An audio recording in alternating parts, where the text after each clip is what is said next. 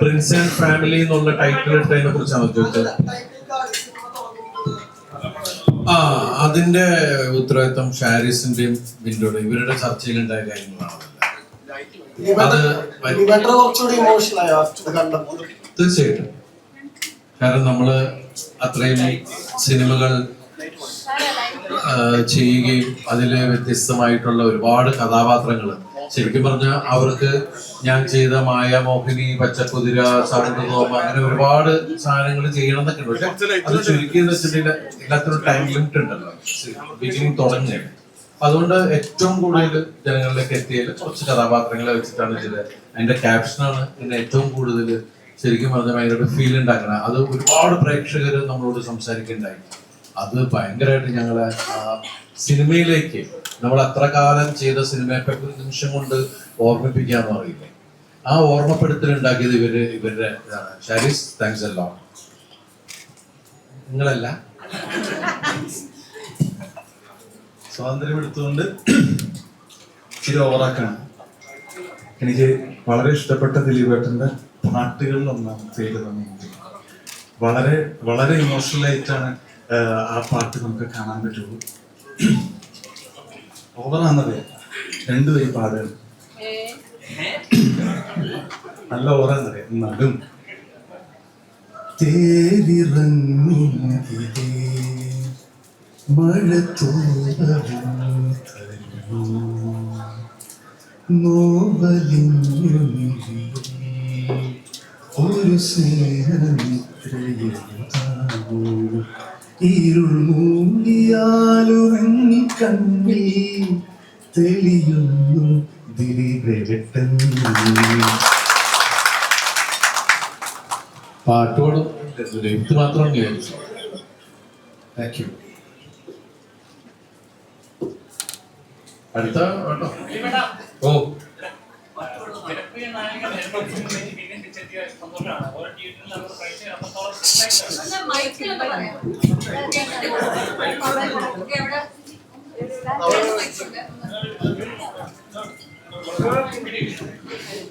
ദിലീപേട്ട ജനപ്രിയ നായകൻ ജനമനസ്സുകളിലേക്ക് പിന്നെ എത്തിയ സന്തോഷമാണ് എല്ലാവർക്കും. തിയേറ്ററുകളിൽ ഇറങ്ങിയ എല്ലാവരോടും ചോദിച്ചപ്പോൾ ഞങ്ങൾക്ക് റെസ്പോൺസ് ആണ്.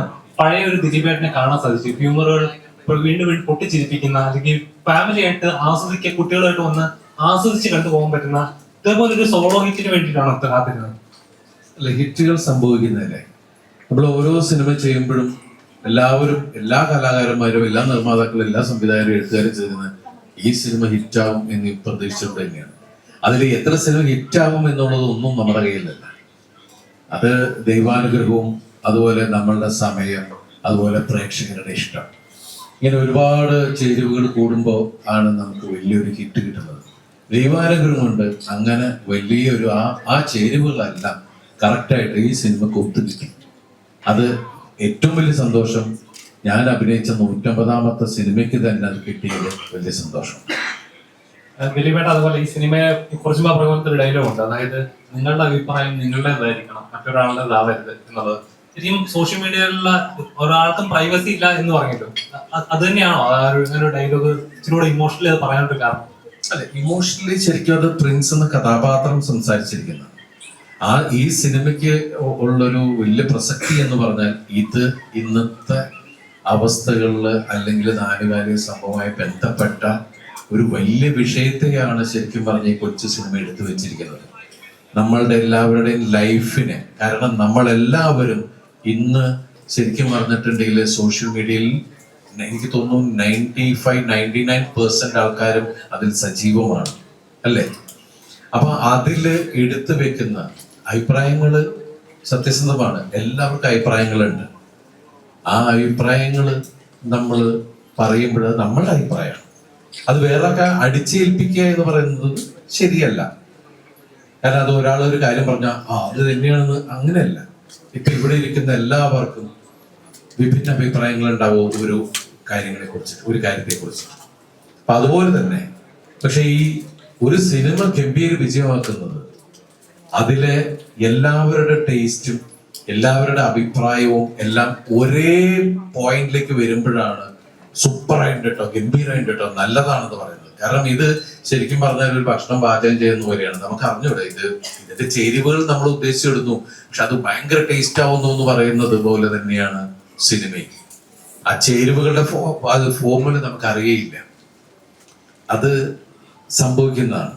അപ്പൊ അതുകൊണ്ട് ആ സിനിമ നല്ലതാണോ ചീത്തയാണോ എന്ന് പറയുന്നത് ഒരാളുടെ വ്യക്തിപരമായ അഭിപ്രായമാണ്. അപ്പൊ അതിനെ കുറിച്ചാണ് ആ സിനിമ പറയാറ്. പിന്നെ എനിക്ക് എന്റെ അഭിപ്രായം പറയാം, ഇക്കയുടെ അഭിപ്രായം പറയാം. പക്ഷെ അത് മറ്റുള്ള ആൾക്കാരുടെ ലൈഫിനെ ബാധിക്കുന്ന രീതിയിൽ ആവരുത് എന്നുള്ള ഒരു ഓർമ്മപ്പെടുത്തലാണ്. സത്യം പറഞ്ഞാൽ ഉർവശി ചേച്ചി ഇതില് ഒരു ക്യാമിയോ റോളാണ് ചെയ്തിരിക്കുന്നത്. പക്ഷെ ആ ക്യാരക്ടറിന്റെ അത് പറയുന്നതിന്റെ പ്രസക്തി നമ്മുടെ ലൈഫില് വളരെ അല്ലേ എല്ലാവർക്കും തോന്നിയിട്ടുള്ള കാര്യം തന്നെയാണ്. അതുകൊണ്ട് തന്നെയാണ് അത് തിയേറ്ററിൽ അത്രയും കയ്യടി ഉണ്ടാക്കുന്നത്. അത് അതുപോലെ വാല്യൂ ഉള്ള ഇന്ന് എനിക്ക് തോന്നുന്നു നമ്മളുടെ ഇത്രയും കാലത്തെ സിനിമാ ജീവിതത്തിൽ നമുക്ക് ഒരിക്കലും മറക്കാൻ പറ്റാത്ത നമ്മുടെ മലയാള സിനിമയുടെ, അത് ഇന്ത്യൻ സിനിമയുടെ ചരിത്രത്തിൽ എടുത്തു പറയേണ്ട ഒരു നായികയാണ് അത് സംസാരിക്കുന്നത്. അത്രയും വാല്യുബിൾ ആയിട്ടുള്ള ഒരാളായിരിക്കണം ആ വേഷം ചെയ്യേണ്ടത് എന്നുള്ളതിന്റെ അടിസ്ഥാനത്തിലാണ് അത് വന്നു നിന്നത് ഉപേക്ഷിച്ചിട്ടാണ്. ഞങ്ങൾക്ക് വേറൊരു മുഖം ഞങ്ങളുടെ മുമ്പിൽ വന്നില്ല. ഞങ്ങൾ ചേച്ചിയുടെ അടുത്താണ് പോയിട്ട് ചേച്ചി വേഷവും ചെയ്യണം. കാരണം ഈ സിനിമയ്ക്ക് ചേച്ചിന് ആവശ്യമാണ്. ചേച്ചിക്ക് ചിലപ്പോൾ ഈ സിനിമ ആവശ്യമില്ലായിരിക്കും, പക്ഷെ ഈ സിനിമയിൽ ഈ കാര്യം പറയേണ്ടത് ചേച്ചിയായിരിക്കും. കാരണം ഇപ്പൊ നമ്മൾ സംസാരിക്കുന്ന മീഡിയ സുഹൃത്തുക്കളോടാണ്. നിങ്ങൾക്ക് പോലും അതിനോട് ദേഷ്യം തോന്നിയില്ല. ഇപ്പൊ നിങ്ങൾ എല്ലാവരും ഓരോ ദിവസവും ക്യാമറയും മൈക്കുമായിട്ട് ഇറങ്ങുമ്പോൾ നിങ്ങൾ എത്ര പ്രഷറിലാണെന്ന് നമുക്കറിയാം. നിങ്ങളുടെ ടോപ്പ് ബോഡീസിൽ നിന്ന് നിങ്ങൾക്ക് കിട്ടുന്ന പ്രഷർ. അതുകൊണ്ടാണ് നമ്മൾക്ക് നിങ്ങളോട് ശത്രുതയോ അല്ലെങ്കിൽ നിങ്ങളോട് പരിഭവമൊന്നുമില്ല, സങ്കടമുണ്ട്, അത് വേറെ വിഷയം. പക്ഷെ നിങ്ങളുടെ വിഷയങ്ങൾ, ഞാൻ നിങ്ങളിൽ ഒരാളെ പോലെ അഭിനയിച്ചൊരു സിനിമയാണ് സ്വന്തം ലേഖകൻ എന്ന് പറഞ്ഞ സൊല്ലെ എന്ന് പറഞ്ഞ ചിത്രം. ആ സിനിമ ചെയ്യുമ്പോൾ ഒരു പത്രപ്രവർത്തകനോ ഒരു മാധ്യമ സുഹൃത്തോ എത്രത്തോളം അവനവന്റെ ലൈഫിൽ എടുക്കുന്ന സ്ട്രെസ്സും സ്ട്രെയിനും, നിങ്ങൾ എല്ലാവരും ഡിപ്രഷനിലാണെന്ന് നമുക്ക് പറയാൻ പറ്റും. കാരണം നിങ്ങൾക്ക് സത്യസന്ധമായി പറഞ്ഞാൽ രാവിലെ നിങ്ങൾ ജോലിക്ക് ഇറങ്ങുമ്പോൾ മുതൽ വൈകുന്നേരം വരെ നിങ്ങൾക്ക് നിങ്ങളുടെ കുടുംബത്തിലെ കാര്യം പോലും മര്യാദ നോക്കാൻ പറ്റുന്നില്ല. ശരിയല്ലേ? അങ്ങനെ ഒരുപാട് പ്രഷറിലൂടെയാണ് എല്ലാവരും പോയിക്കൊണ്ടിരിക്കുന്നത്. പക്ഷെ ഈ പറയുമ്പോൾ നമ്മൾ എന്തിലേക്ക് പോകുമ്പോഴും അതിന്റെ സത്യം എന്താണ് എന്നൊന്ന് അറിയണേ എന്നുള്ളതെന്ന് വെച്ചാൽ ഇതിന്റെ അറ്റത്തും വേറൊരാളുടെ ജീവിതമുണ്ട്, വേറൊരാളുടെ കുടുംബമുണ്ട് എന്നുള്ളതാണ്. അപ്പൊ അതിന്റെ അടിസ്ഥാനമാക്കിയാ പറയണത് അഭിപ്രായങ്ങൾ പറയാം. അതും നമ്മളുടേത് മാത്രമായിരിക്കണമെന്ന് പറയണത് അതുകൊണ്ടാണ്. അത് ഈ സിനിമയിലൂടെ നമുക്ക് പറയാൻ പറ്റില്ല. നമ്മളിപ്പോ ഇത് അല്ലാത്ത രീതിയിൽ സംസാരിക്കുമ്പോൾ ഇത് വ്യക്തിപരമായിട്ടുള്ള ഒരു പിന്നെ അതിന്റെ ടാർഗറ്റ് ആവും, അതിന്റെ പ്രശ്നമാവാം. ഇത് സംസാരിച്ചിരിക്കുന്നത് ഈ സിനിമയിലെ ഈ കഥയിലെ കഥാപാത്രമാണ്. ഇപ്പൊ അതുപോലെ തന്നെ വന്ന റിവ്യൂസിനെ കുറച്ചുകൂടെ പറഞ്ഞായിരുന്നു അശ്വന്ത് ഗോക്കിന്റെ. അത് അദ്ദേഹം പറഞ്ഞിട്ടുള്ള റിവ്യൂസ് വെച്ചിട്ട് ദിലീപേട്ടന്റെ എല്ലാ പടങ്ങളിലും ഭയങ്കര നെഗറ്റീവ് ആയിട്ടാണ് പറയുന്നത്. ഇത് ദിലീപേട്ടനെ ടാർഗറ്റ് ചെയ്യുന്ന സിനിമയുടെ ഇതാണ് എപ്പോഴും തോന്നിയിട്ടുണ്ടോ? അല്ല, പറഞ്ഞല്ലോ നേരത്തെ, അഭിപ്രായങ്ങൾ പറയാം, അത് വ്യക്തിപരമായിരിക്കും. അല്ലാതെ അത് ശരിക്കും പറഞ്ഞാൽ നമ്മൾ എല്ലാവരോടും പറയുന്നത്, നമ്മള് ഒരു കാര്യം നമ്മൾക്ക് വേണം തോന്നുക, അല്ലെങ്കിൽ കാണണം തോന്നുക, കഴിക്കണം തോന്നുക, അത് ഫീൽ ചെയ്യണം തോന്നുക എന്നുള്ളത് നമ്മളുടെ സെൻസ് കളയരുത്. നമ്മൾ ഇത്രയും കാലം സിനിമകൾ കണ്ടും നമ്മൾ ഒരുപാട് ഹിറ്റുകൾ നമ്മളുടെ സീനിയർ ആക്ടേഴ്സിന്റെ ആണെങ്കിലും നമ്മുടെയൊക്കെ ആണെങ്കിലും ഹിറ്റുകൾ ശരിക്കും പറഞ്ഞാൽ സോഷ്യൽ മീഡിയ സജീവമാവുന്നതിന് മുമ്പേ നമ്മളെല്ലാവരും ഈ സിനിമകൾ കാണുന്നത്, നമ്മൾ ആ സിനിമ കാണണമെന്ന് ആഗ്രഹിക്കുന്നത് എല്ലാം ഈ റേറ്റിംഗ് നോക്കിയിട്ടോ റിവ്യൂസ് നോക്കിയിട്ടോ ആയിരുന്നില്ല. അന്ന് നമ്മൾക്ക് എന്ത് സെലക്ട് ചെയ്യണം എന്നുള്ള കപ്പാസിറ്റി നമുക്കുണ്ട്. ഇപ്പൊ ആ കപ്പാസിറ്റി നമ്മൾ മനഃപൂർവ്വം ഭയങ്കര ഫാസ്റ്റ് ആയിട്ടുള്ള ലൈഫിൽ നമ്മളത് കട്ട് ഓഫ് ചെയ്യാൻ ശ്രമിക്കുകയാണ്. പക്ഷെ അത് നമുക്ക് വളരെ കേടാണ് സംഭവിച്ചുകൊണ്ടിരിക്കുന്നത്. നമ്മൾക്ക് നമ്മുടെ ഒരു വ്യക്തിത്വം, നമ്മൾക്ക് ഒരു കാര്യത്തെക്കുറിച്ച് പറയാനുള്ള അറിയാനുള്ള ആ അവസ്ഥകൾ അല്ലെങ്കിൽ ആ അവസരം നമ്മൾ തന്നെ നമ്മൾക്ക് ഇല്ലാണ്ടാക്കുകയാണ്. അതുകൊണ്ട് എല്ലാം കേൾക്കാം, എല്ലാം കാണാം, പക്ഷെ എടുക്കുന്ന തീരുമാനം അത് നമ്മളുടേത് മാത്രമായിരിക്കണം. അതിന്റെ മാസ്റ്റർ നമ്മളായിരിക്കണം, നമ്മളുടെ ബോസ് നമ്മളായിരിക്കണം. അത് വേറൊരാളെ ഏൽപ്പിച്ചു കഴിഞ്ഞാൽ, നമ്മൾക്ക് പലപ്പോഴും പല സിനിമകൾ കണ്ടു കഴിഞ്ഞിട്ട് ഞങ്ങൾ റിവ്യൂ കണ്ടിരുന്നു, അതിലൊന്ന് മോശമായിട്ട് കണ്ടു, അതുകൊണ്ട് ഞങ്ങൾ ആ സിനിമ കണ്ടില്ല, ടിവിയിലും വന്ന് കണ്ടപ്പോൾ ഒയ്യോ ഈ സിനിമയാണല്ലോ നമുക്ക് നഷ്ടമായത് തിയേറ്ററിൽ. എന്തിനാ അങ്ങനെ പറയുന്നത്? നമ്മൾക്ക് സമയമുള്ളപ്പോ ഇന്ന് നമുക്ക് ഉള്ള ഏറ്റവും എന്റർടൈൻമെന്റ് നമ്മുടെ കയ്യിലുള്ളത് സിനിമയാണ്. നമ്മൾ ശരിക്കും പറഞ്ഞാൽ നമ്മുടെ ഫാസ്റ്റ് ലൈഫിൽ എല്ലാവർക്കും 2.5 മണിക്കൂർ എന്ന് പറഞ്ഞാൽ അത്രയും വിലയുള്ളതാണ്. ആ വിലയുള്ള സമയം നമ്മൾ കൊണ്ടുപോയി നമ്മളവിടെ ഉണ്ടാക്കുന്നുണ്ടെങ്കിൽ, നമ്മൾ തിയേറ്ററിൽ ഇൻവെസ്റ്റ് ചെയ്യുന്നുണ്ടെങ്കിൽ നമ്മൾക്ക് ആ സെൻസ് ഉണ്ടാവണം, ഇത് നമുക്ക് കാണണം. അതാണ് അത്. വേറെ ആളെ ഞാൻ ആരെയും മോശമാവുന്നില്ല, കാരണം ഇന്ന് ഇത് ജോലിയുടെ ഭാഗമാണ്, അത് അവരുടെ ജോലിയാണ്. കാരണം അവർക്ക് അതിൽ നിന്ന് വരുമാനമുണ്ട്. അത് ചിലപ്പോൾ ഈ ഏറ്റവും കൂടുതൽ ഇന്നത്തെ ഒരു അവസ്ഥയിൽ ലോകത്തിൽ തന്നെ ഏറ്റവും നെഗറ്റീവ് പബ്ലിസിറ്റിയാണ് ടക്ക് എന്ന് പറഞ്ഞ് ക്യാച്ച് ചെയ്യാവുന്നത്. അപ്പൊ അതുകൊണ്ട് ആ രീതിക്ക് പോകും. പക്ഷെ നമ്മൾ ആസ്വാദകര് നമ്മൾ ചെയ്യേണ്ടത് നമ്മളുടെ ആ സെൻസ് നമ്മൾ കളയരുത്. റിവ്യൂസ് കാണാം, റിവ്യൂസ് കേൾക്കാം, റേറ്റിംഗ് കാണാം, എല്ലാം. പക്ഷെ ഏതൊരാളുടെ സിനിമ കാണുമ്പോൾ അതിന്റെ പിന്നിൽ, ആ സിനിമ ഉണ്ടാക്കുന്നതിന്റെ പിന്നിൽ 12,000 കുടുംബങ്ങളാണ്. അതിൽ നിന്ന് നിങ്ങൾ കൊടുക്കുന്ന 100 രൂപ, നിങ്ങൾ എത്ര രൂപ വെറുതെ കളയുന്നുണ്ട്? അതിൽ നിന്നൊരു 100 രൂപ 150 രൂപ നിങ്ങൾ കൊടുക്കുമ്പോൾ അതിന്റെ പിന്നിൽ ഒരുപാട് കുടുംബങ്ങൾ ജീവിക്കുന്നുണ്ട്. അത് വലിയൊരു കാര്യമാണ്. നിങ്ങൾ അറിയാതെ നിങ്ങൾ ചെയ്യുന്ന ചാരിറ്റിയാണ് സത്യം പറഞ്ഞത്. അങ്ങനെ നിങ്ങൾക്ക് എടുക്കാം, അങ്ങനെയായിട്ട് കണ്ടുകൂടി, അങ്ങനെ കാണാം. നമ്മൾ എങ്ങനെ ഒരു വിഷയത്തെ എങ്ങനെ കാണുന്നു എന്നുള്ളതിനെ കുറിച്ചിട്ടാണ്. എല്ലാവരും പോസിറ്റീവായിട്ട് ചിന്തിക്കുകയാണെങ്കിൽ നമുക്ക് എന്താ പറയാ, അതിന്റെ നന്മ എല്ലാവരിലും ഉണ്ടാവും. നമ്മൾ എന്തിനാ നെഗറ്റിവിറ്റി പേറിക്കൊണ്ട് നടക്കും? അല്ല, ഒരാളെ മോശമായിട്ട്, ഞാൻ എൻ്റെ ലൈഫിൽ ഇന്നേ വരെ ഒരു പ്രോഡക്റ്റ് കണ്ടിട്ട് ഡിസ്ലൈക്ക് അടിക്കുകയോ ഞാൻ ഒരാളെ കുറിച്ച് മോശമായിട്ട് ഒരു വേർഡ് എഴുതി കുറിച്ചിട്ടും ഇല്ല. എനിക്ക് എന്നിട്ടോ എനിക്കൊരാളുടെ കാര്യങ്ങൾ ഇഷ്ടമല്ലെങ്കിൽ ഞാൻ അയാളോട് വ്യക്തിപരമായി പറയും, ഇതെന്താ ഇങ്ങനെ, അങ്ങനെ ചെയ്യല്ലേ കേട്ടോ, അല്ലെ അത് മോശമാട്ടോ, എനിക്കൊന്നൊരു കറക്റ്റ് ചെയ്തൂടെ. അത് ഞാൻ ഉടനെ പോയി അതിനോട് പറയേണ്ട കാര്യമില്ല. എനിക്ക് അറിയാവുന്ന വ്യക്തിനെ പറയും, അല്ലേ ഉണ്ടായിരിക്കും. ഇത് എന്റെ വ്യക്തിപരമായ അഭിപ്രായം. ഏറ്റവും പുറകിലാണ്. അല്ല കുഴപ്പമില്ല, ഹാപ്പി അല്ലേ? ഹാപ്പി അല്ലേ? ഓ താങ്ക് യു. ഹാപ്പി അല്ലേ? ഇന്ന് ഇതുപോലെ ഹാപ്പി ആയിട്ട് ഞങ്ങൾ ചിരിപ്പിക്കുക, ഞങ്ങൾ എല്ലാവരും കൂടെ ഉണ്ട്. Thank you so much. ഈ വാക്കാണ് എനിക്ക് വേണ്ടത്. എന്റെ ക്വസ്റ്റ്യൻ ധ്യാനോട്. ഞാൻ ഹാപ്പിയാണ്. അല്ല, ഞങ്ങൾ ഹാപ്പിയാട്ടെ. ധ്യാൻ ബ്രോനെ ഈ സിനിമയിലേക്ക് വിളിച്ചപ്പോ സാധാരണ പോകാറുള്ള പോലെ അങ്ങനെ പോയതാണോ, അതൊരു ഹിറ്റ് ഫിലിമിന്റെ ഭാഗമാകാൻ പോകുന്ന പോലെയാണ് പോയത്? അല്ല, ബിൻഡോയും ഞങ്ങള് മലയാളി ഫ്രം ഇന്ത്യ സിനിമ ചെയ്തു. ബിൻഡോ ആയിരുന്നു അതിന്റെ ചീഫ് അസോസിയേറ്റ്, ഷാരിസ് ആയിരുന്നു അതിന്റെ എഴുത്തുകാരൻ. അപ്പൊ ആ സെറ്റിലാണ് വെച്ചിട്ടാണ് ബിൻഡോ ഈ സിനിമയെ കുറിച്ച് സംസാരിക്കുന്നതും. അപ്പോ ബിൻഡോയുടെ ലൈഫാണ് സിനിമ. അപ്പം ബിൻഡോ അപ്പൊ ഈ കഥ പറഞ്ഞപ്പോഴേ ഈ ക്യാരക്ടർ ഉണ്ട്. രണ്ടനിയന്മാരുടെ കൂട്ടത്തില് ഞാനും, എനിക്കൊന്ന് ഫസ്റ്റ് കാസ്റ്റ് തന്നെ ജോസൂട്ടിനായിരിക്കും. ആ കാസ്റ്റ് ചെയ്തല്ല, അങ്ങനെ ഡിഫോൾട്ടാ കയറി അവിടെ ഉണ്ട്. അപ്പോ അതെ, ഞങ്ങൾ ആ സമയത്ത് എന്നെ സംബന്ധിച്ചിടത്തോളം ബിൻഡോനോടും ഷാരിസിനോടുള്ള സൗഹൃദമാണ് ഈ സിനിമ വരാൻ മാത്രം. അതിപ്പോ ഒരു ഹിറ്റ് കിട്ടിയല്ലോ, മനസ്സിലെങ്കിലും അറിയാതെ എല്ലാ ആഴ്ചയും ഈ സിനിമ ഉണ്ടാവും. ഒരെണ്ണം കൊണ്ടൊന്നും ചെയ്ത പാപങ്ങൾക്ക് നിർവഹിച്ചു.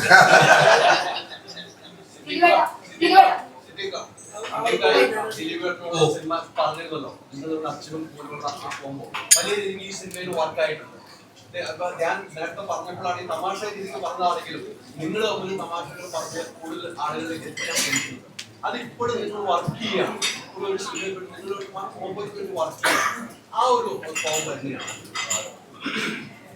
അതിപ്പോ ഞാനും ദിലീപും ഒന്നിച്ച് വർക്ക് ചെയ്യുമ്പോൾ മാത്രമല്ല, അല്ലെങ്കിൽ ദിലീപിന്റെ സഹതാരങ്ങളോടൊപ്പം അഭിനയിക്കുമ്പോഴും ഞാൻ എൻ്റെ കൂടെ മറ്റുള്ളവർ അഭിനയിക്കുമ്പോഴൊക്കെ നമുക്കൊരു സീൻ കിട്ടിക്കഴിഞ്ഞാൽ അത് മാക്സിമം നമ്മൾ ഇംപ്രൂവൈസ് ചെയ്യാൻ ശ്രമിക്കും. അത് ഹ്യൂമർ മാത്രമല്ല, അല്ലാതെ പല കാര്യങ്ങളും നമ്മൾ അങ്ങനെ ചെയ്യാറുണ്ട്. അതിപ്പോ ഷാരിസിനോടും ബിൻഡോയോടും ചോദിച്ചാൽ അറിയാം, നമ്മൾ സീൻ കിട്ടിക്കഴിഞ്ഞാൽ അത് ഇങ്ങനെ ചെയ്യട്ടെ, അങ്ങനെ ചെയ്യട്ടെ, നമ്മളിങ്ങനെ ചോദിച്ച് അത് എത്ര കിട്ടിയാലും ഇത് പോലെ കുറെ കൂടെ നന്നാക്കാനുള്ള ശ്രമം അതിന്റെ ഭാഗമായിട്ട് ദിലീപ് ഞാനൊക്കെ സ്ഥിരം ചെയ്യുന്നതാണ്.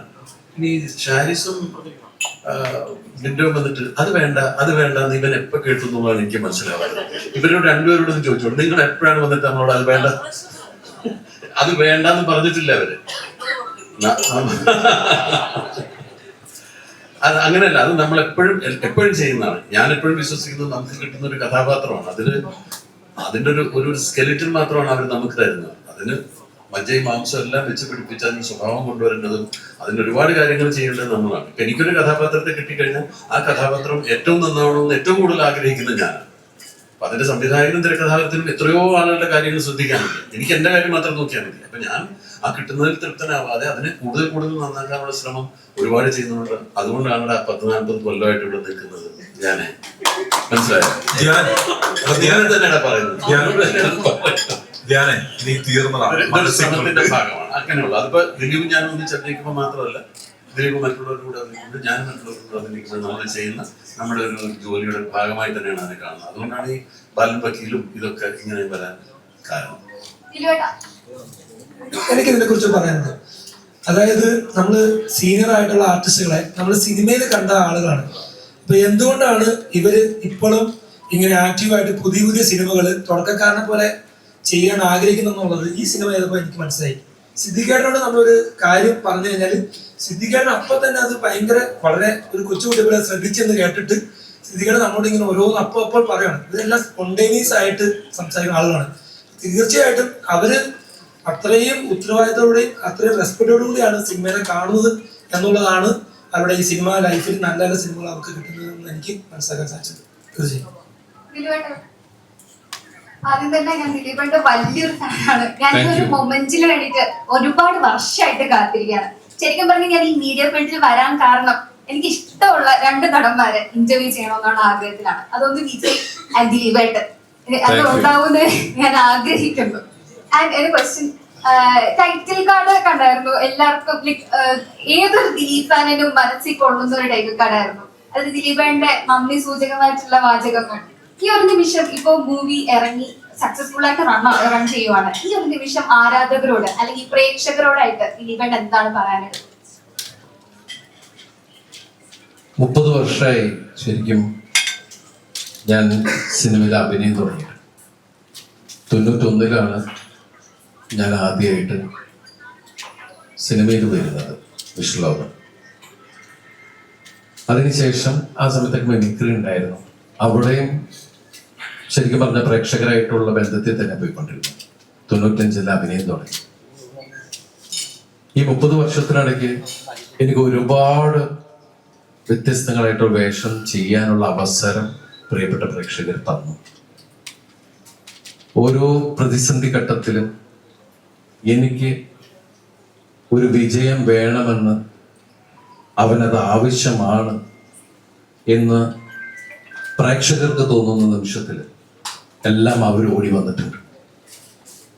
ഈ സിനിമയിൽ ഞാൻ അങ്ങനെ തന്നെയാണ് കാണുന്നത്. എൻ്റെ ഒരു 100ാമത്തെ സിനിമ എന്ന് പറഞ്ഞൊരു സിനിമ വരുമ്പോൾ ആ സിനിമ ഒരു പരാജയമായിരുന്നു എന്ന് പറയുമ്പോൾ പിന്നെ 150 വലിയ പ്രസക്തിയൊന്നുമില്ല. അതങ്ങനെ നടക്കും. ഒരു കലാകാരനെ സംബന്ധിച്ച് വിജയം ഉണ്ടോ പരാജയമൊക്കെ ഉണ്ടോ അതൊക്കെ. പക്ഷെ ചില മൈൽ സ്റ്റോൺസ് എന്ന് പറഞ്ഞില്ല. ഒരു കലാകാരനെ സംബന്ധിച്ച് 100 സിനിമ ചെയ്യാൻ സാധിച്ചു, അല്ലെങ്കിൽ 150 സിനിമ ചെയ്യാൻ സാധിച്ചു. ഇപ്പൊ എന്നേക്കാൾ കൂടുതൽ ഏറ്റവും കൂടുതൽ സിനിമ ചെയ്ത ഒരു മഹാ കലാകാരനാണ് ഈ ഇരിക്കുന്നത്. എന്റെ എണ്ണം പോലും പിടിച്ചിട്ടുണ്ടോന്ന് എനിക്കറിയില്ല. അമ്മാതിരി സിനിമകളുള്ള ഒരാളാണ്. അപ്പോ 100ാമത്തെ സിനിമ കഴിഞ്ഞ് 150ാമത്തെ സിനിമയിൽ എത്തി നിൽക്കുമ്പോൾ അതും യാദൃശികമായിട്ട് മനസ്സിലാഗ്രഹമുണ്ടെങ്കിലും ആ സമയത്ത് ഒരു കുടുംബ പ്രേക്ഷകർക്കുള്ള ഒരു കഥയുമായിട്ട് എത്തുക എന്ന് പറയുന്ന ഒരു ദൈവ നിയോഗമാണ്.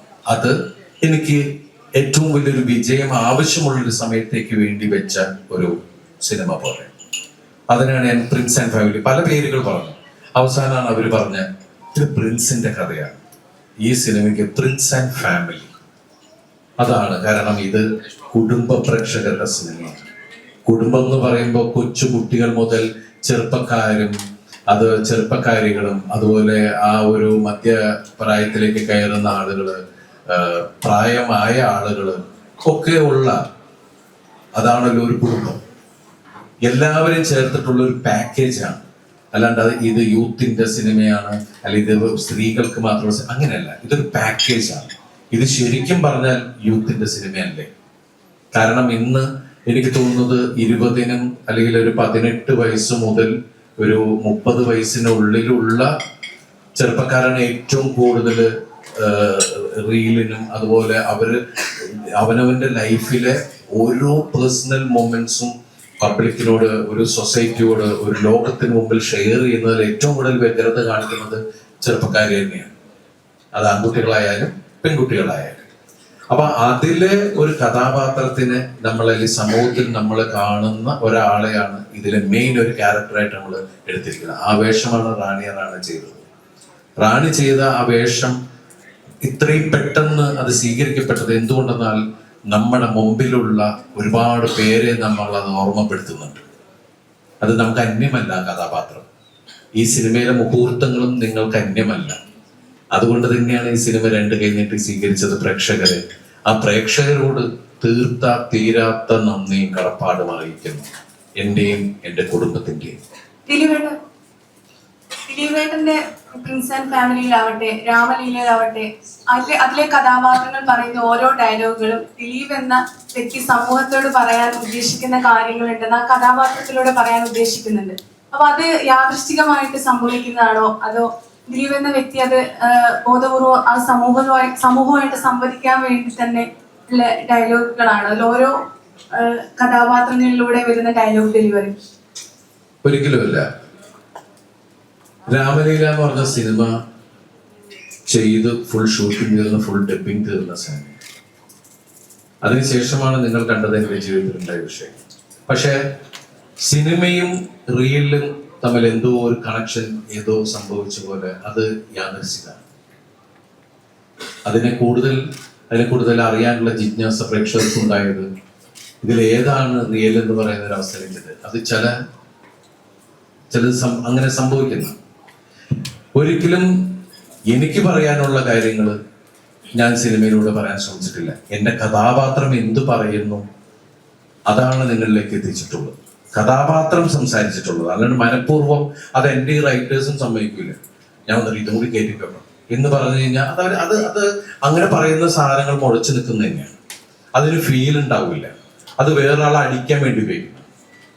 ഇപ്പൊ ഞാൻ സത്യം പറഞ്ഞാൽ ഇത്രയും കാലം എനിക്ക് തോന്നുന്നു കഴിഞ്ഞ 8 വർഷമായിട്ട് ഞാൻ പ്രസിന്റെ മുമ്പിൽ സംസാരിച്ചിട്ടില്ല സിനിമയെ കുറിച്ചല്ലാത്ത ഒരു വിഷയം. കാരണം എനിക്ക് അതിനോട് സ്വാതന്ത്ര്യമില്ല. എനിക്ക് ഇന്നത് സംസാരിക്കാൻ പാടില്ല, ഇന്ന പക്ഷെ ദൈവം എനിക്ക് നിങ്ങളോട് സംസാരിക്കാവുന്ന ഒരു ദിവസം തരും. ആ ദിവസത്തിനെ നമുക്ക് കാത്തിരിക്കാം. അല്ല, സിനിമയിലൂടെ എനിക്ക് പറയാനുള്ളത് ഞാൻ പറയില്ല. സിനിമയിലൂടെ പറയുന്നത് എൻ്റെ കഥാപാത്രം ആവശ്യപ്പെടുന്നത്, അല്ലെങ്കിൽ ആ സിനിമയിലെ സിറ്റുവേഷൻ ആവശ്യപ്പെടുന്നത് എൻ്റെ കഥാപാത്രം സംസാരിക്കുന്നുള്ളൂ. അപ്പം താങ്കളുടെ എല്ലാ സിനിമകളും നോക്കിയാലും ഒരു പ്രത്യേക രാഷ്ട്രീയമാണ്. അതായത് താങ്കളുടെ ഓരോ വിധത്തിലുള്ള രാഷ്ട്രീയമായിരിക്കും പറയുന്നത്. ഇപ്പം ക്യൂനിലായാലും ശരി, മലയാള കമ്പനിയായാലും ശരി, ജനഗണമനയായാലും ശരി, പ്രിൻസിലായാലും ശരി, ഒരു പ്രത്യേക രാഷ്ട്രീയമുണ്ട്. അല്ലെങ്കിൽ എനിക്ക് പറയാനുള്ളത് ഇങ്ങനെയാണ്, സൊസൈറ്റി എനിക്ക് ഒരു പ്രതിഷേധം പോലെ ഫീൽ ചെയ്യുന്നത്. ശരിക്കും അങ്ങനെയാണോ? അങ്ങനെയൊന്നുമില്ല. ഞാൻ പറഞ്ഞില്ലേ, ഞാൻ 5-6 വർഷമായിട്ട് അറിയുന്ന ബിൻഡോ സ്റ്റീഫൻ എന്ന സംവിധായകൻ, ബിൻഡോയുടെ ലൈഫിൽ നിന്നാണ് എനിക്ക് പ്രിൻസിനെ കിട്ടുന്നത്. അതാണ് അതിന്റെ സ്റ്റാർട്ടിങ് പോയിന്റ്. അല്ലാതെ നമ്മൾ എഴുത്തിൽ വരുന്ന നമ്മളൊരു സാമൂഹിക ജീവിയാവുമ്പോൾ നമുക്ക് ഉണ്ടാവുന്നത് എവിടെയൊക്കെയോ വന്നു പോകുന്നതാണ്. ഇന്നതിന് വേണ്ടിയിട്ട് ഞാൻ പറഞ്ഞ് എഴുതിയിട്ടില്ല. പക്ഷെ എനിക്ക് തോന്നിയിട്ടുള്ളത് എവിടെയോ സിനിമയോട് വല്ലാതെ ഒരു ഹെയ്റ്റ് വന്നിട്ടുണ്ട്. അതുകൊണ്ടാണ് ഞങ്ങൾ ആ ട്രെയിലറിന്റെ ലാസ്റ്റ് വെച്ച say no to hate, say yes to cinema. നമ്മളൊരു സിനിമ ചെയ്തത് മോശമായാൽ അത് മോശം സിനിമ മാത്രമാണ്. അത് വെറുക്കപ്പെടേണ്ട ഒരു സിനിമയല്ല. ഒരു കുട്ടി ഒരു പരീക്ഷ എഴുതി തോറ്റാൽ അത് തോറ്റ ഒരു വിദ്യാർത്ഥി അല്ലാണ്ട് വെറുക്കപ്പെട്ടവനാണ്. എന്ന് തൊട്ടാണ് സിനിമയിൽ അഭിനയിക്കുന്ന മഹാനടന്മാരോട്, അതുല്യ സംവിധായകരോടൊക്കെ വെറുപ്പ് വന്നു തുടങ്ങിയത്. നിങ്ങൾ ആലോചിക്കേണ്ടല്ലേ അല്ലേ? നമ്മള് മഹാനടന്മാർ എന്ന് പറഞ്ഞ് നമ്മൾ ആദരിക്കുന്ന, മനസ്സിൽ കൊണ്ടുനടക്കുന്ന കലാകാരന്മാരോട് എന്ന് തൊട്ടാണ് അവരിന്മേൽ വെറുപ്പ് ഉൽപ്പാദിക്കാൻ തുടങ്ങിയത്. ആ വെറുപ്പിന് തടയിട്ടിരിക്കും. ഈ പറയുന്ന ഈ സിനിമയിൽ നമ്മൾ സംസാരിക്കാൻ ഉദ്ദേശിക്കുന്ന അതാണ്. ആ വെറുപ്പ്, അതുല്യ നമ്മളൊക്കെ ഇവിടെ ഒരുമിപ്പിക്കുന്ന എന്താണ്? ജാതിയോ മതമോ ലിംഗമോ വർണ്ണമോ ഒന്നല്ലോ, സിനിമയാണ്. എനിക്ക് 100% ഉറപ്പ് പറയാൻ പറ്റും. അപ്പുറത്ത് ഒരു മിനിസ്റ്ററിന്റെ പത്രസമ്മേളനം കവർ ചെയ്യുന്നതിനേക്കാൾ ഒരുപാട് ഉത്സാഹത്തോടെ നിങ്ങളെല്ലാവരും ഇവിടെ വന്നിരിക്കും. അത് സിനിമയോടുള്ള സ്നേഹമാണ്. നമ്മളൊക്കെ ഒരു വർഷം ലിസണറിന്റെ ഓഫീസിൽ ഞാൻ കരഞ്ഞിട്ടുണ്ട്. ലിസണറിന്റെ ഓഫീസിൽ ഞാൻ കരഞ്ഞിട്ടുണ്ട്. സിനിമയുടെ കാര്യങ്ങളിൽ ഒരുമിച്ച് ഞാൻ ലിസണറിനൊക്കെ ഒരുമിച്ചിരുന്നു. ഞങ്ങളുടെ ഒരു വർഷത്തെ അധ്വാനം, ഈ ടീമിന്റെ ഒരു വർഷത്തെ അധ്വാനം ഒരാളുടെ 5 മിനിറ്റോ 10 മിനിറ്റോ റിവ്യൂവിൽ പണയം വെക്കാൻ ഞങ്ങൾ റെഡിയല്ല. ആ റെഡിയല്ല എന്നുള്ളതിന്റെ മറുപടിയാണ് ഓൾ കേരളയിൽ ഈ പറയുന്ന ജനങ്ങൾ വന്നിട്ട് തിയേറ്ററിൽ കാണുന്നത്. അത് ഇനി അങ്ങോട്ട് ഇനിയെങ്കിലും, ഞാൻ ഈ സിനിമ വെച്ചിട്ടല്ല പറഞ്ഞത്, I know I am pledging myself. എനിക്ക് സംഭവിക്കുന്നത് എന്തോ ആവട്ടെ, സിനിമ ഇല്ലെങ്കിൽ നെറ്റ് ക്വാളിഫൈഡ് അധ്യാപകനാണ്, ഞാൻ കോളേജിൽ പഠിപ്പിക്കാൻ പോകും, അല്ലെങ്കിൽ മൊനബം ഹാർബറിൽ മീൻ ചോക്കാൻ പോകും. പക്ഷെ ഈ വെറുപ്പിന് നിന്ന് കൊടുക്കേണ്ട കാര്യമില്ല. ഈ വെറുപ്പ് ഇവിടെ തീരണം. എനിക്ക് ലാൽ സാർ എന്ന മഹാനടനെ വെച്ച് ലിജോ ജോസ് പല്ലിശ്ശേരി സാർ ഒരു പടം ചെയ്തിട്ട് ഞാൻ ആ സിനിമ മലയക്കൊട്ട വായിലും കണ്ടു വരുമ്പോൾ ഞാൻ കാണുന്നത് ലിജോ സാർ നടത്തുന്ന പ്രസ് മീറ്റാണ്. ഇതിൽ അദ്ദേഹം പറയാണ്, എന്തിനാണ് ഇത്രയധികം ഹെയ്റ്റ് ഒരു സിനിമയോട്? ചിന്തിക്കേണ്ട വാക്കുകളില് എന്തിനാണ് ഒരു സിനിമയോട് ഇത്രയധികം ഹെയ്റ്റ്? ഇഷ്ടമായില്ലെങ്കിൽ ഇഷ്ടമായില്ല, അത് പറയാലോ. റെസ്പെക്ട് വിട്ടിട്ട് ഒന്നിനും ഈ ഫ്രട്ടേണിറ്റി, നമ്മളൊക്കെ ഒരു ഫ്രട്ടേണിറ്റിയാണ്. ആ ഫ്രട്ടേണിറ്റി നിന്ന് കൊടുക്കേണ്ട കാര്യമില്ല. മലയാള സിനിമയിൽ വി ഓൺ ദ റെസ്പെക്ട്. നമ്മളെല്ലാവരും we are humbled by the success. ആ സക്സസ് ഈ ഹെയ്റ്റിനെതിരെയാണ്. അതുകൊണ്ട് ഒന്നുകൂടെ പറയുന്നു, say no to hate, say yes to cinema. Say no to hate, say yes to cinema. ഈ സിനിമയില് റിലീസിന്റെ തലേ ദിവസം എല്ലാ റിവ്യൂവേഴ്സിനെയും എല്ലാവരെയും പേഴ്സണലി വിളിച്ചിട്ട് ഈ സിനിമ കാണണം എന്ന് പറഞ്ഞ ആളാണ് ഞാൻ. കാരണം ഞങ്ങളുടെ ബേബിയാണ്. ഇവിടെ ഇരിക്കുന്ന പലരെയും ഞാൻ വിളിച്ചിട്ടുണ്ട്, ഞങ്ങളുടെ ബേബിയാണ്. പക്ഷെ ഒരിക്കൽ പോലും നല്ലത് പറയണമെന്ന് ഞാൻ പറഞ്ഞിട്ടില്ല. പടച്ചവൻ സത്യം. എന്റർടൈൻമെന്റ് കീഴിലെ ജിനേഷിനെ നിങ്ങൾ വിളിച്ചു ചോദിച്ചു. ഞാൻ അദ്ദേഹത്തോട് പറഞ്ഞു, ഈ സിനിമ കാണണം, സിനിമയെ കുറിച്ച് എന്തെങ്കിലും എതിരഭിപ്രായം ഉണ്ടെങ്കിൽ അത് പബ്ലിക്കായിട്ട് ഓൺ ക്യാമറ പറയണം. On camera. ഇത് ഞങ്ങളുടെ ഔദാര്യം ഒന്നുമല്ല, അത് റൈറ്റാണ്, മീഡിയയുടെ റൈറ്റാണ്. പക്ഷെ ഈ പറയുന്ന വെറുപ്പിന്, അപ്പൊ ജിനേഷിനോട് നിങ്ങൾക്ക് പേഴ്സണലായിട്ട് നിങ്ങൾക്ക് വിളിച്ചു കേട്ടോ. ഇവരൊക്കെ ജീവിച്ചിരിക്കുന്നവരാണ്, മീഡിയയിൽ വർക്ക് ചെയ്യുന്നവരാണ്. സീക്രട്ട് ഏജന്റിലെ സായിനെ വിളിച്ച് പലവരെയും നമ്മൾ വിളിച്ചിട്ടുണ്ട്. അവരോടൊക്കെ നമ്മൾ പറയുന്നത് എന്താണ്, പബ്ലിക്കായിട്ട് നിങ്ങൾ വിമർശിച്ചോ, പക്ഷെ ഈ വെറുപ്പിന് ഇനി മുതൽ ഞങ്ങൾ നിന്ന് കൊടുക്കില്ല. Cinema as a fraternity we will stand against hate, we will stand for cinema.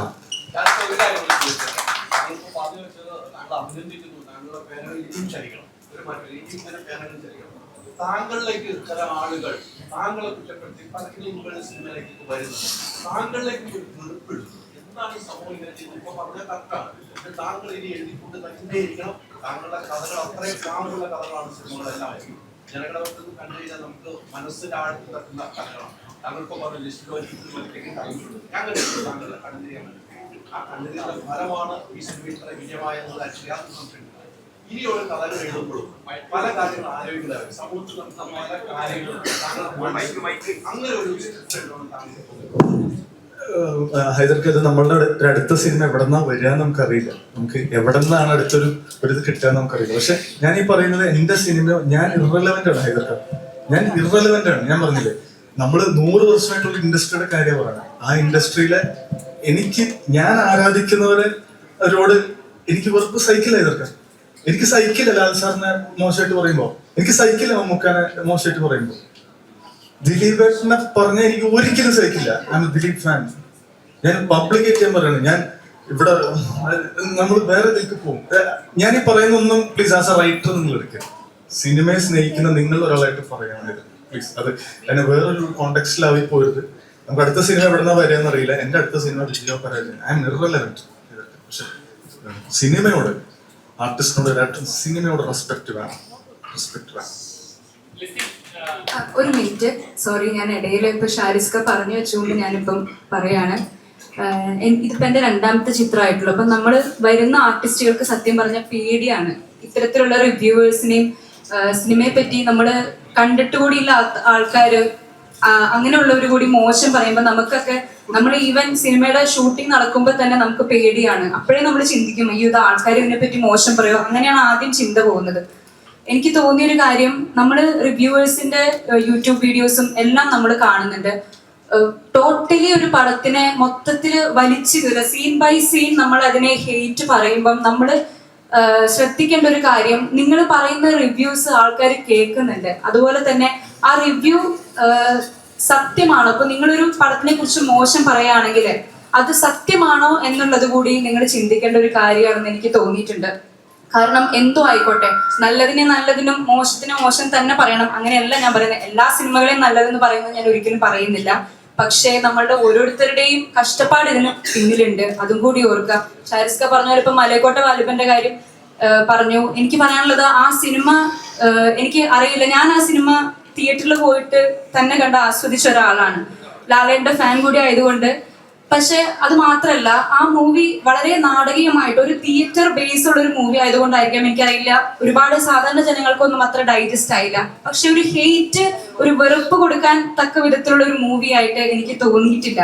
അതുപോലെ തന്നെ നമ്മുടെ പടത്തിന് ഈ പറയുന്ന പോലെ ബാഡ് റിവ്യൂസ് വരുമ്പോൾ എനിക്ക് അറിയില്ല, ഈ വളരെ മോശമായിട്ട് തന്നെ പറയണം. കാരണം അത്രയും വെറുപ്പ് തന്നെ, ഷാരിസ്ക പറഞ്ഞ പോലെ വെറുപ്പാണ് ആ ഒരു റിവ്യൂ വീഡിയോസിലൂടെ നമ്മൾ കേൾക്കുന്നത്. അത്തരത്തിൽ മോശം പറയാനുള്ളതാണോ ഈ സിനിമ എന്ന് നമ്മൾ ചിന്തിക്കണം. കാരണം മറ്റൊരാളുടെ അഭിപ്രായം നമ്മൾ ഒരിക്കലും കടമെടുക്കരുത്. നമ്മൾ തന്നെ സിനിമ പോയി കണ്ട് നമ്മളുടേതായ ഒരു അഭിപ്രായം ഉണ്ടാവണം. അഭിപ്രായം പറയുമ്പോഴും അതിൽ ഒരു തന്മയത്വം ഉണ്ടാവണം എന്നാണ് എനിക്ക് തോന്നിയിട്ടുള്ളത്. Thank you. മലയാള സിനിമയിലെ ലിസ്റ്റിൻ എന്ന് പറഞ്ഞു കഴിഞ്ഞാൽ അറിയപ്പെടുന്ന ഒരു പ്രൊഡ്യൂസറാണ്. അത് ഒരുപാട് ചിത്രങ്ങൾ മലയാളികൾക്ക് നൽകിയിട്ടുള്ള ഒരു പ്രൊഡ്യൂസറാണ്. പക്ഷെ പലപ്പോഴും താങ്കളെ ടാർഗറ്റ് ചെയ്യപ്പെടുന്നുള്ളത് തോന്നുന്നു. കാരണം കഴിഞ്ഞ ദിവസം സാന്ദ്ര തോമസിന്റെ പോസ്റ്റ് കണ്ടായിരുന്നു. അപ്പം അത് അതേപറ്റി എന്താ പറയുക? കാരണം വെച്ചാൽ താങ്കൾ മലയാള സിനിമയെ വാഴ ശ്രമിക്കും, മറ്റുള്ള പ്രൊഡ്യൂസേഴ്സിന് അവസരങ്ങൾ നഷ്ടപ്പെടും, ഇത് ഇൻഡസ്ട്രീസ് വരുന്നില്ല എന്നൊരു ഇതൊക്കെ വന്നായിരുന്നു. എന്താണ് പറയാനുള്ളത്? ശരിക്കും അല്ല, ഞാൻ ഓൾറെഡി അത് പറഞ്ഞായിരുന്നു. കാരണം ഞാൻ സിനിമയെ സ്നേഹിക്കുന്ന ആളാണ്, ഞാൻ ബിസിനസ് ചെയ്യുന്ന ഒരാളാണ്, ഞാൻ ബിസിനസ് ചെയ്തുകൊണ്ടിട്ടേ ഇരിക്കും. നമ്മളിപ്പോ ഒരു ബൈക്ക് ഇങ്ങനെ വണ്ടി റോഡിലൂടെ ഇങ്ങനെ ഓടിച്ചുകൊണ്ടിട്ട് പൊക്കൊണ്ടിട്ട് ഇരിക്കുമ്പോൾ കാറ്റ് ഈ വശത്തേക്ക് വരും, നമ്മൾ മുഖത്തടിക്കും, ഇങ്ങനെ മുടികളെല്ലാം ഇങ്ങനെ ചെതറിപ്പോകും. നമ്മൾ വീട്ടിൽ നിന്ന് ഇറങ്ങുമ്പോൾ മുടിയൊക്കെ ചീവി നല്ല പക്കയായിട്ടൊക്കെ ഇറങ്ങിയിരിക്കുന്നത്, കാറ്റടിക്കുമ്പോൾ അതിങ്ങനെ പല വശത്തേക്ക് പോകും. പിന്നെ നമ്മൾ ആ ഡെസ്റ്റിനേഷനിൽ എത്തിക്കഴിയുമ്പോൾ നമ്മൾ ചിലപ്പോൾ ഒന്നുകൂടെ മുടി റെഡിയാക്കി വെക്കണമെന്നേ ഉള്ളൂ. ഇങ്ങോട്ട് പോകുമ്പോൾ പലതരം കാറ്റുകൾ വരും, നമ്മളത് ഫേസ് ചെയ്തുകൊണ്ടിട്ട് തന്നെ പോകണം. ഇവര് പ്രൂവ് ചെയ്യണം, മനസ്സിലായോ? നമ്മൾ ഓരോ സിനിമകളും റിസ്ക് ആണ്. ഇപ്പൊ ഈ സിനിമ ഇത്രയും കോടിക്ക് വേണ്ടിയിട്ട് നമ്മൾ എടുത്തു വെച്ചിരിക്കുന്നു. ഈ സിനിമ ഇത്രയും റിസ്ക് എടുത്തിട്ട് ഈ സിനിമ നമ്മൾ ജനങ്ങളുടെ അടുത്തേക്ക് കൊണ്ടുവരുമ്പോൾ പല ആൾക്കാർ പലതരത്തിലുള്ള കാര്യങ്ങൾ ഇവൻ പറയുന്നു. ഇതിനെല്ലാത്തിനും നമുക്ക് ആൻസർ ചെയ്യാനായിട്ട് പറ്റത്തില്ല. അവരവരുടെ ആ അപ്പോഴത്തെ ഒരു ദേഷ്യത്തിനോ അവരുടെ അപ്പോഴത്തെ ഒരു ഫീലിങ്സിനോ പല കാര്യങ്ങളും പറയുന്നുണ്ടാവും. നമുക്ക് അതിൻ്റെ അകത്ത് പ്രശ്നമില്ല. പക്ഷേ ഇങ്ങനെ പ്രശ്നമില്ല, അത് കുഴപ്പമില്ല എന്ന് പറഞ്ഞ് ഇങ്ങനെ ഒരു ലൈസൻസ് ഇല്ലാത്ത ഒരു ഇതിലേക്ക് പൊക്കോണ്ടിട്ടിരിക്കുകയാണ്. കാലം ഒരു മാറ്റം ഇതിന് കൊണ്ടുവരുമെന്ന് ഞാൻ പ്രതീക്ഷിക്കുന്നു. കാരണം ഞാനും ഈ ഇൻഡസ്ട്രി നിന്നുകൊണ്ടിരിക്കുന്ന ഒരാളാണ്, സിനിമേനെ മാത്രം സ്നേഹിക്കുന്ന ഒരാളാണ്. സിനിമ മാത്രമാണ് നമ്മുടെ സ്വപ്നം. നമ്മളിപ്പോൾ 4-5 സിനിമകൾ എടുത്തു വെച്ചിട്ടുണ്ട്, അല്ലെങ്കിൽ ഷൂട്ട് നടന്നുകൊണ്ടിട്ടിരിക്കുന്നുണ്ട്. ചിലപ്പോൾ 2 സിനിമ വിജയിക്കും, 3 സിനിമ പരാജയപ്പെടും. വീണ്ടും നമ്മളൊരു അവസാനം ഇതിന്റെ ബാലൻസ് ഷീറ്റ് നോക്കിയാൽ മതി. നമ്മളിപ്പോൾ എല്ലാ സിനിമയും വിജയിക്കാൻ വേണ്ടിയിട്ട് നമ്മൾ മജീഷ്യൻ അല്ലല്ലോ. മജീഷ്യന്മാരുടെ പോലും മജീഷ്യൻ പരിപാടികൾ എത്രയോ സ്ഥലത്ത് ഫ്ലോപ്പ് ആയിട്ടുണ്ട്. അപ്പൊ പിന്നെ ഇതിലൊന്നും വലിയ കഥയില്ലാത്തൊരു കാര്യമാണ്. നമ്മൾ പോയിക്കൊണ്ടിട്ടേ ഇരിക്കും, നമ്മൾ വണ്ടി ഓടിച്ചോണ്ടിട്ടേ ഇരിക്കും. കഥ നിൽക്കത്തില്ല എന്ന് എൻ്റെ പൈസയുണ്ടോ അല്ലെങ്കിൽ എനിക്ക് പൈസ അറേഞ്ച് ചെയ്യാൻ പറ്റുന്ന കാലഘട്ടം വരെ ഞാൻ സിനിമ പ്രൊഡ്യൂസ് ചെയ്തുകൊണ്ടിട്ടേ ഇരിക്കും. അതെന്റെ ലക്ഷ്യമാണ്. അതിപ്പോ പ്രൊഡ്യൂസർ ഞാൻ ചോദിക്കുക, അസോസിയേഷൻ മെമ്പറായിട്ടല്ല, പ്രൊഡ്യൂസർ ചോദിക്കുക. ഇപ്പം ഓരോ മാസം പ്രൊഡ്യൂസേഴ്സ് ഇങ്ങനെ ഇത് കളക്ഷൻ റിപ്പോർട്ടുകൾ വരുന്നുണ്ടല്ലോ, ശരിക്കും പേടിയുണ്ടോ? എനിക്കൊരു പേടിയില്ലല്ലോ. എന്റെ സിനിമയുടെ കളക്ഷൻ റിപ്പോർട്ട് വരുമല്ലോ, എല്ലാവരുടെയും സിനിമകളിലും വരുമല്ലോ. അതൊരു കൂട്ടായ തീരുമാനമാണ്. ഇപ്പൊ നമ്മളിപ്പോ ചെയ്യുന്നത് ശരിയാണെന്ന് വിശ്വസിക്കുന്നത്. കാരണം കേരളത്തിൽ മാത്രം കണക്കുകളാണ് വെളിയിടുന്നത്. പ്രൊഡ്യൂസറിന് പക്ഷെ ലാഭം ഉണ്ടാകുന്ന അല്ല. ഇങ്ങനെ ഒരു കണക്ക് പുറത്തു വിടുമ്പോൾ പുറത്തുനിന്ന് കുറെ പേര് അങ്ങനെ വാർത്ത പോകുന്നുണ്ട്. പുറത്തുനിന്ന് സിനിമയിലേക്ക് ആഗ്രഹിച്ച് ഇൻവെസ്റ്റ് ചെയ്യാൻ വന്നവർ ഒരു ബാക്കൗട്ട് ചെയ്യുകയാണ് ചെയ്യുന്നത്. ശരിക്കും അങ്ങനെ ഒരു എന്താ പറയുക, ഒരു പ്രവണത മലയാള സിനിമ വളരുന്ന ആ ഒരു സ്റ്റേജിൽ തളർത്തുന്ന പോലെ. അല്ല, ഞാൻ ആക്ച്വലി പ്രിൻസ് ആൻഡ് ഫാമിലിയുടെ പ്രസ് മീറ്റിലാണ് ഇത്. പക്ഷെ ഇത് പറയേണ്ട ഒരു കാര്യമില്ല. എന്നാലും ഞാൻ പറയുന്നത് അത് ഒരു കോമൺ ആയിട്ട് കമ്മിറ്റിയുടെ തീരുമാനമാണ്. ഇപ്പൊ ഞാൻ പ്രൊഡ്യൂസർ അസോസിയേഷന്റെ ട്രഷററാണ്. എനിക്ക് ചിലപ്പം ഈ അഭിപ്രായത്തോട് ചിലപ്പോൾ ഒരു വിയോജിപ്പുള്ള ഒരാളായിരിക്കാം. പക്ഷെ എന്റെ മാത്രം വ്യക്തിപരമായിട്ടൊരു തീരുമാനം അവിടെ എടുക്കാൻ പറ്റത്തില്ല. 21 പേരും സെലക്റ്റഡ് ആണ്.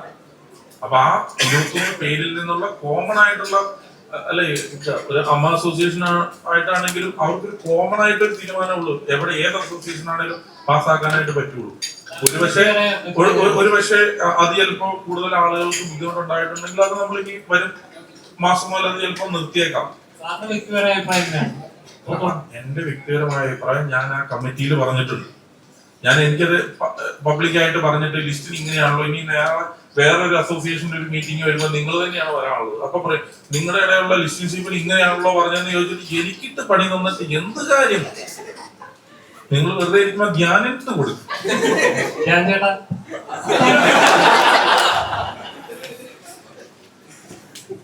ബൈക്കിൽ പോകുമ്പോഴേ ഇടയ്ക്ക് പെട്രോൾ അടിക്കണം കേട്ടോ. യാത്ര പോയിക്കൊണ്ട് മുടി ഇങ്ങനെ പോവില്ല ബൈക്കിൽ. Thank you. നമ്മൾ അടുത്ത 2-3 ചോദ്യത്തില് മൈൻഡപ്പ് ചെയ്യുന്നായിരുന്നു. നായികയുടെ അടുത്താണ്. നായികയുടെ പ്രതീക്ഷിക്കാത്ത ഒരു കഥാപാത്രമാണ് ഇതിൽ ചെയ്തിരിക്കുന്നത്.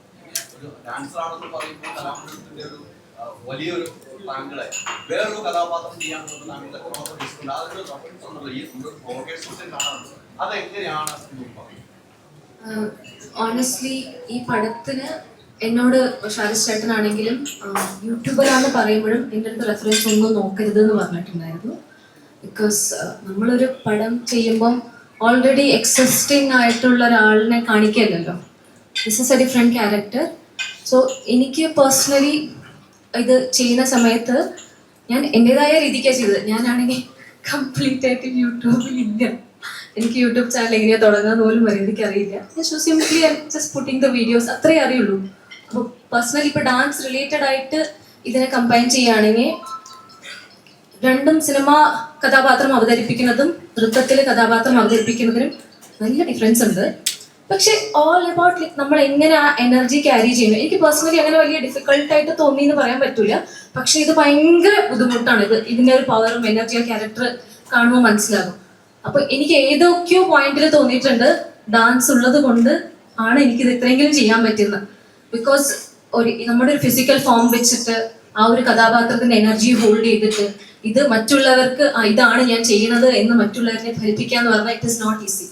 സോ എനിക്ക് പേഴ്സണലി ഇതിനൊരു റെഫറൻസ് ഇല്ലാണ്ട് ഞാൻ എൻ്റെതായ രീതിക്ക് എങ്ങനെയാണോ എനിക്ക് റൈറ്ററും ഡയറക്ടറും എങ്ങനെയാണോ എൻ്റെ അടുത്ത് ഇങ്ങനെയാണ് ഈ കഥാപാത്രം വേണ്ടത്, എത്ര മീറ്ററിലാണ് ഇതിന്റെ എനർജി ക്യാരി ചെയ്യേണ്ടതെന്ന് പറഞ്ഞു, അത് ഞാൻ ഡെലിവർ ചെയ്തു. And they are actually every second of എനിക്ക് 99% of every shot was completed in 1 to 2 ഷോട്ട്സിൽ കംപ്ലീറ്റ് ചെയ്തിട്ടുണ്ട്. So they are actually happy അത് പെർഫോമൻസ് ചെയ്യുമ്പോൾ തന്നെ. And I am truly happy. ഇത് എനിക്ക് ഏറ്റവും പൂർണ്ണമായിട്ടും സെറ്റിൽ തന്നെ തൃപ്തി കിട്ടിയെങ്കിലും ഇത് ഓഡിയൻസ് സൈഡിലേക്ക് വന്നപ്പോൾ ഓഡിയൻസ് സൈഡിൽ നിന്നുള്ള റിസെപ്ഷൻ കണ്ടപ്പോൾ I feel more good. Because എല്ലാവർക്കും അത് ഇഷ്ടമെന്ന് പറഞ്ഞു. എനിക്ക് ഓളപ്പോൾ ഒരു കാര്യം കൂടെ പറയാനാണ്. ഇന്നലെ ഒരു വീഡിയോ ഞാൻ കണ്ടിട്ടുണ്ടായിരുന്നു. ഞാൻ ഭയങ്കര ഹാപ്പി ആയത് എന്താണെന്ന് പറഞ്ഞാൽ ഇത്രയും സോഷ്യൽ റെലവെന്റ് ആയിട്ടുള്ള ഒരു ടോപ്പിക്ക് ജനങ്ങളിലേക്ക് എടുത്ത് ഇടുമ്പോൾ ഇതെങ്ങനെ റെസ്പോണ്ട് ചെയ്യുന്ന അറിയില്ലല്ലോ. പക്ഷെ ഇതിനൊരു പോസിറ്റീവ്, അതായത് ഇത്രയും ഡെട്രിമെന്റലി ഒരു മൊത്തത്തിലൊരു സൊസൈറ്റിയിൽ ഇപ്പോൾ നടന്നുകൊണ്ടിരിക്കുന്ന എല്ലാവർക്കും നെഗറ്റീവ്ലി എഫക്ട് ചെയ്യുന്ന ഒരു കാര്യം ആയതുകൊണ്ടാണ് ജനങ്ങൾ ഇത് ഇത്രയും ഏറ്റെടുത്തത്. So it is A commonly ജനങ്ങളുടെ അഭിപ്രായമാണ്. ദേ are actually liking this because this topic is very very important. Discussion ചെയ്യേണ്ട ഒരു ടോപ്പിക് ആയതുകൊണ്ടാണ്. അപ്പോൾ ഇങ്ങനെ ഒരു ടോപ്പിക്ക് നമ്മൾ പടമായിട്ട് ചെയ്ത് പുറത്ത് വന്നിട്ട് ഒരു ബ്ലോഗർ ഒരു വീഡിയോ ഇട്ടിരിക്കുന്നത് ഞാൻ ഇനി ഒരിക്കലും ഈ പടം കണ്ട ശേഷം എനിക്ക് ഫീൽ ചെയ്യാണ് ഞാൻ ഇനി ഒരിക്കലും അലീസ് വ്ലോഗ് എന്ന് പറഞ്ഞൊരു റീൽ ചെയ്തിരിക്കുകയാണ്. ഒരിക്കലും ഞാൻ നെഗറ്റീവായിട്ട് ഞാൻ ഒരിക്കലും റിവ്യൂ ചെയ്യില്ല. ബിക്കോസ് എൻ്റെ തോട്ട് പ്രോസസ് അല്ലെങ്കിൽ മാറിക്കഴിഞ്ഞിരിക്കുന്നു. ഞാൻ ഭയങ്കര പോസിറ്റീവായിട്ട് ഇനി വീഡിയോ ചെയ്യുള്ളൂ എന്ന് പറഞ്ഞിട്ടുണ്ടെങ്കിൽ അത് ഈ സിനിമന്റെ വിജയം തന്നെയാണ്. So I am truly grateful. എനിക്ക് എത്തിപ്പെട്ടു എന്ന് വിചാരിച്ചാൽ ഭയങ്കര ഗ്രേറ്റ്ഫുൾ ആണ്. Thank you. ലാസ്റ്റ് 2 questions ആണ്. ചേട്ടാ അതായത് ഇപ്പം അടുത്ത സിനിമ ഇറങ്ങാൻ പോകണത് ചേട്ടന്റെ സിനിമ ഇറങ്ങാൻ പോകണം. അതിൽ ഇൻട്രൊഡ്യൂസ് ചെയ്തിരിക്കുന്നത് തന്നെ ഞാൻ 2.0 എന്നാണ്. അപ്പൊ ഇനിയും തൊട്ട് ഞാൻ ഹിറ്റ് പടങ്ങൾ മാത്രം പ്രതീക്ഷ മതി. എല്ലാം പ്രതീക്ഷിച്ചു. അത് ഓ ഓ അല്ല അത് അതിന്റെ പ്രസ് മീറ്റ് ഉണ്ട് അടുത്ത വരുന്ന 2 ദിവസം 23 റിലീസാണ്. അപ്പം പറയാം.